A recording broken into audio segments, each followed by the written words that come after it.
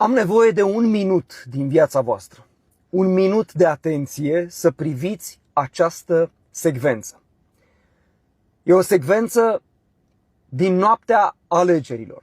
Suntem în 24 noiembrie 2024, la orele 23, deci urnele se închiseseră nici de 2 ore.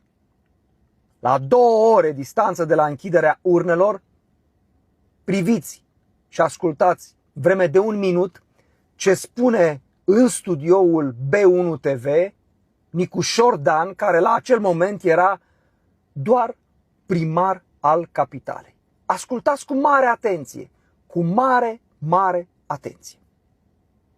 Nu mi-am pus problema ca acest domn să intre în turul 2, ceea ce acum pare că este realitatea. Da? E o sentință definitivă acum. Și atunci eu vreau o analiză de la instituțiile statului român despre cum s-a întâmplat lucrul ăsta. Ce instituții și ce fel de analiză? Că e interesantă. Despre câți bani, câte conturi, ce mecanisme s-au folosit pe TikTok pentru ca omul ăsta să fie promovat. Dacă nu cumva omul ăsta a folosit niște bani care trebuie declarați în campania electorală și care au depășit cu mult aceste sume. Adică e o chestiune foarte serioasă. Dar știți că Serviciul Român de Informații s-a pronunțat în ultima săptămână din campanie la solicitarea președintelui Comisiei SRI, membru PNL, și în 2-3 zile a răspuns pentru un comunicat de presă, ne-a informat că nu există niciun fel de indicii că o putere ostilă României s-ar fi implicat în alegerile prezidențiale la alegerile astea prezidențiale. Mai ai ceva de adăugat? Eu mulțumesc, venise să vorbesc de referendum, dar pare că se întâmplă lucruri grave în țara asta și o să avem timp să discutăm de el. Mulțumesc! Mulțumim și noi. Mulțumim, domnule primar general, Dan. și felicitări! Înțelegeți, prieteni, despre ce a fost vorba? Această secvență în care Nicușor Dan vorbește exact cu aceleași cuvinte pe care le-au scris mai târziu serviciile de informații în celebrele rapoarte din CSAT. Acest lucru ne arată că Nicușor Dan era în piesă încă din noaptea aia. Acest lucru ne arată că anularea alegerilor a fost o chestiune premeditată. Oamenii știau că Georgescu va ieși pe locul întâi la aceste alegeri. Care oameni? Băieții sistemul, băieții cu epoleți, băieții din sistem. Ei văzuseră că aceste alegeri vor fi câștigate de Călin Georgescu, văzuseră mobilizarea extraordinară din online, făcuseră sondajele de opinie, au încercat în fel și chip să oprească ascensiunea lui Călin Georgescu, nu s-a putut. Și atunci, l-au trimis pe ăsta care nu leagă 2 vorbe de fel și dintr-o dată în studioul de la B1 TV, unde era invitat, da? Asta puțin, că știți că dacă îl ții prea mult în priză, se arde. Asta puțin cât să livreze exact mesajul ăsta. Cerea el, încă din noaptea aia, noi eram toți năuciți. Nu înțelegeam cum de se întâmplase una ca asta. Unii habar n-aveau cine e Călin Georgescu. Alții ziceau că e o surpriză extraordinară, da? Și deodată Nicușor Dan, care nici televizor n-avea acasă, deci el era total decuplat de lumea politică, el era în lumea lui. Dintr-o dată a venit la B1 TV, la 2 ore de la închiderea urnelor și spunea să se cerceteze boții și tiriboții de pe TikTok, conturi. Deci exact narativul oficial, care la câteva zile distanță de la acest moment a fost pus în undă, rostogolit de toate oficinele sistemului, de toți influencerii, de toți politicienii și în cele din urmă a provocat anularea alegerilor din 6 decembrie. Deci voi vă dați seama din această secvență, că oamenii n-au minte mult, ăsta nici atât. Din această secvență se vede clar că ei au dat misiune lui Nicușor Dan, te duci în noaptea aia și anunți că trebuie anchetată ascensiunea lui Călin Georgescu. să luăm conturile de pe TikTok, banii din campanie, așa mai departe. De unde e, bă, Nicușor Dan, care nu știa pe ce lume trăiește și nu știe nici acum, dintr-o dată era la curent cu ce s-a întâmplat pe TikTok. Eu n-aveam cont de TikTok, mă, în noiembrie anul trecut. Nu știam cu ce să mănâncă TikTok-ul. Da? Și Nicușor Dan vorbea deja despre bani, campaniile care s-au desfășurat pe TikTok. Nici Nicușor Dan n-avea cont pe TikTok. Iar la final ați văzut secvența aia în care spune o să avem, se întâmplă lucruri grave în țara asta. Bă, deci Nicușor Dan, lumea era în euforia victoriei lui Călin Georgescu. Unii erau stupefiați, alții erau încântați. Iar Nicușor Dan ne-a anunțat deja în 24 noiembrie, la 2 ore după închiderea urnelor, că se întâmplă lucruri grave în țara asta. Și că o să mai discutăm. Era acum, avea un soi de premoniție, așa, ăsta e încărcat de premoniție. El oricum ghicește în zațul de cafea, știe el. Sistemul încă de la acel moment îi spusese, te duce anunța asta că noi vom anula alegerile și te vom pune pe tine candidat la președinție. Că mulți s-au întrebat, bă, cum mama naibii la secundă după ce a dat Curtea Constituțională cu ciocănelul și a anunțat anularea alegerilor, s-a anunțat Nicușor Dan candidat la președinție. Da, s-a anunțat pentru că el știa încă din noaptea alegerilor că va urma anularea acestui scrutin și că o să intre pe turnantă ca propunere de candidat independent. Susținut, sigur, după aceea de toți cei care s-au raliat la acest proiect. Fraților, este dovada clară.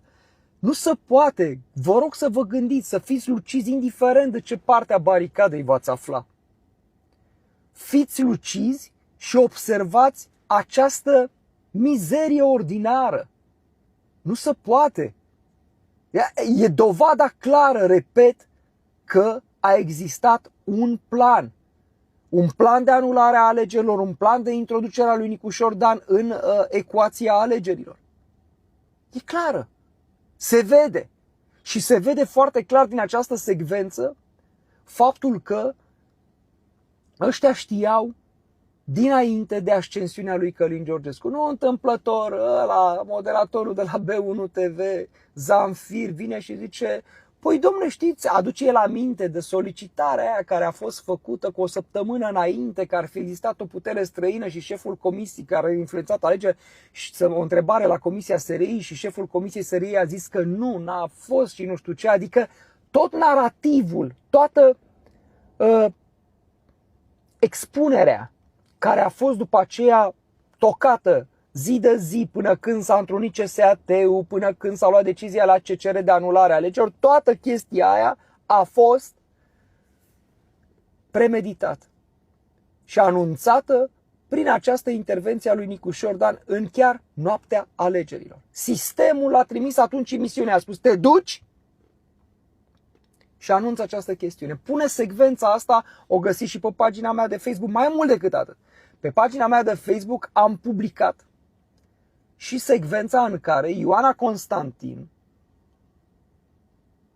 vine și spune că ea știa cu o zi înainte că va intra Călin Georgescu în turul 2. Păi dacă știa Ioana Constantin, și n-are importanță de unde știa Ioana Constantin. Știa, mă rog. I s-a spus, i-o fi spus sistemul, nu mai contează. Ideea este că dacă ea știa, știau și ceilalți, mă, era clar că toată lumea din sistem, ăia, băieții care fac sondaje, care nu știu ce, văzuseră ascensiunea lui Georgescu. Văzuseră clar că oamenii îl votează pe Călin Georgescu și au dat în bâlbâială. Văzuseră probabil asta de săptămâni întregi, simțiseră această chestiune. Văzuseră mobilizarea din online a românilor, mă, nu a rușilor, nu a chinezilor, nu știu ce. Au văzut că 2.400.000 de români îl votează pe Georgescu. Și au intrat în fibrilați. Bă, ce ne facem? Las că avem noi o variantă, o soluție. Nu putem să-l lăsăm pe Georgescu să concure. Eu fi zis lui Ciolacu atunci. Sunt convins că, uitați, mergem mai departe un pic. Acum speculăm un pic, dar pe bună dreptate speculăm. Eu cred că i-au zis lui Ciolacu, Marcele, te bați în finală cu Georgescu. Și Ciolacu a zis, pleacă bă de aici, nu mă bat, că mă bate ăsta și devine președinte și eu nu mai am viitor politic. Eu vreau să mă extrag din această chestiune. Cine vrea să intre pe turnant, a întrebat sistemul. Lasconi a zis, mă bag eu. Bine, te scoatem pe tine pe locul 2, îl mutăm pe Ciolacu pe locul 3, te scoatem pe tine, îți dăm voturi, da? Plusăm, de-aia au ieșit useriștii, ieșeau ca disperații, noaptea alegeri, votați-o pe Lasconi. De-aia n-a mai zis Ciolacu nimic, s-a resemnat, nu i-a convenit să stea pe 3 că știa că ia bătaie de la Georgescu. Ăștia s-au făcut un calcul și au văzut, bă, stai puțin, că nici cu Lasconi nu e bine. De ce, mă?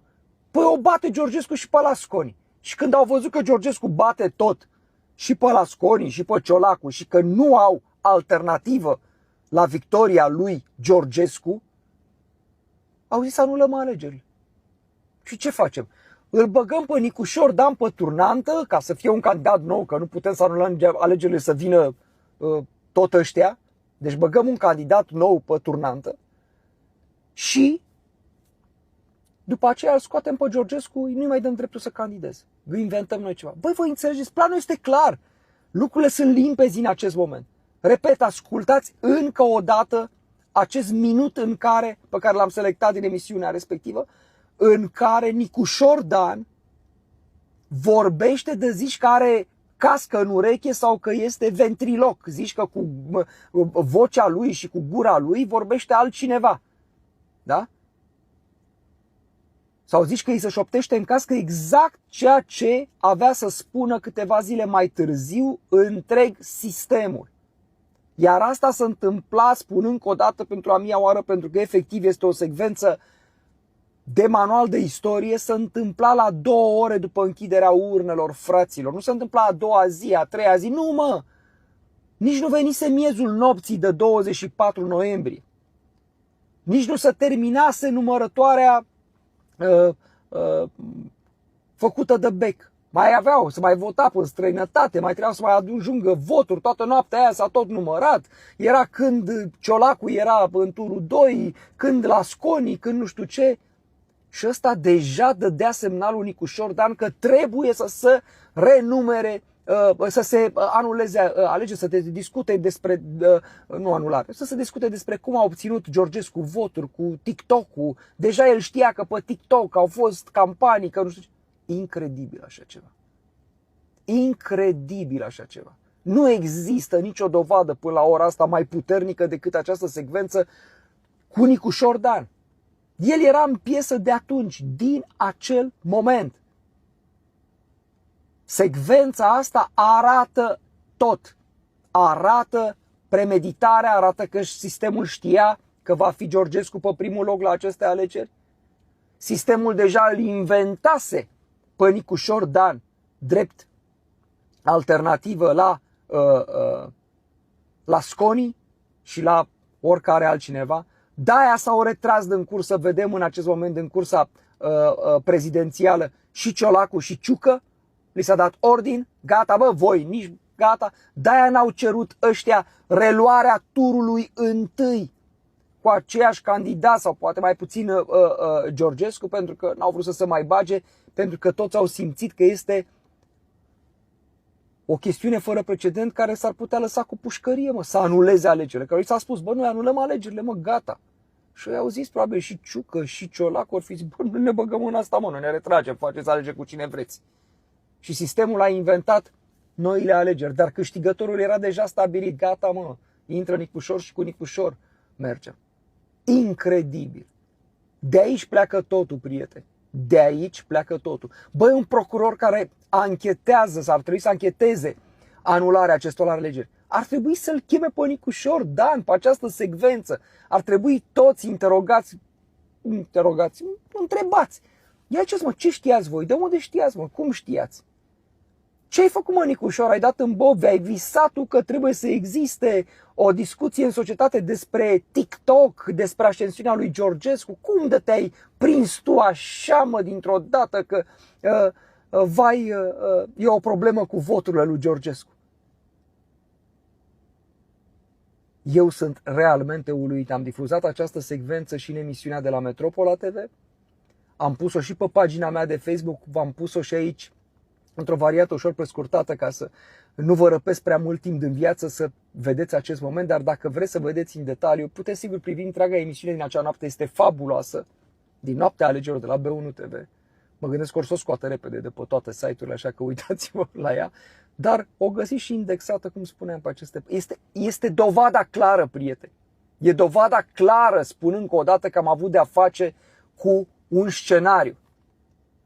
N-am ce să, nu mă mai interesează nimic din povestea asta de actualitate, de nu știu ce să vă vorbesc, despre ce? Despre Bolojan și certurile lor din coaliție și căcaturile lor din campania pentru București și... Nu. Astăzi mă opresc la această secvență. Puneți-o de 10 ori, de 15 ori, uitați-vă la ea, observați premeditarea și începem ușor, ușor să ne dumirim, să ne limpezim. E incredibil. Mă opresc aici.